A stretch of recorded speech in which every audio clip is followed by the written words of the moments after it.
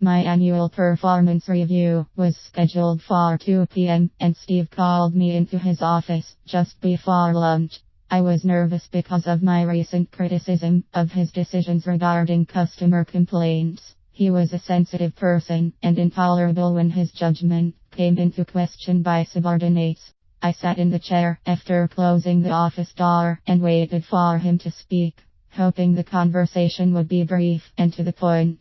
I wanted this experience over before he saw any nervous sweat appearing on my person. It seemed like a full minute passed before he said anything. I know we're meeting again in a couple of hours, but I needed to say that the vice president just told me she'll join us. There was nothing I could add to the conversation, so I just nodded affirmatively.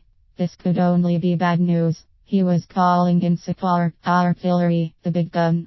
He then continued, "Did you enjoy the office party last evening?" "Yes, very much," I answered. "Actually, I hated it. The steak was almost raw, the drinks were watered down, and the band played too loud.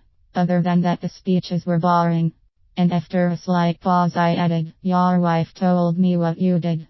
As I spoke our eyes met and mine didn't look away. His face was expressionless for only a moment before he frowned, leaned back in his chair, and looked down at his hands. "I'm sorry. I don't know what I was thinking," he muttered. My stare continued while my heart began pounding. I could see my shirt moving slightly with each beat. Is he about to confess to something? I thought to myself. I wasn't about to say anything. I hadn't even known anything.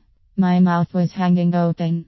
My comment was a whim, a joke. Karen had said nothing to me, and now he's confessed. My prank frightened me.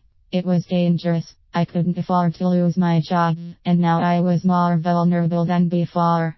I wasn't the blackmailing type. I'm a wimp. Oh me. Did I really say that? What a joke. But now what do? I kept asking myself during the next hour. Instead of eating lunch with the gang, I went for a long walk, and when I returned I felt no better. My stomach remained unsettled, and my head ached. When 2 p.m. finally arrived, I entered his office and sat down to my fate. But that afternoon he praised my work and recommended me for a promotion to supervisor. Imagine my surprise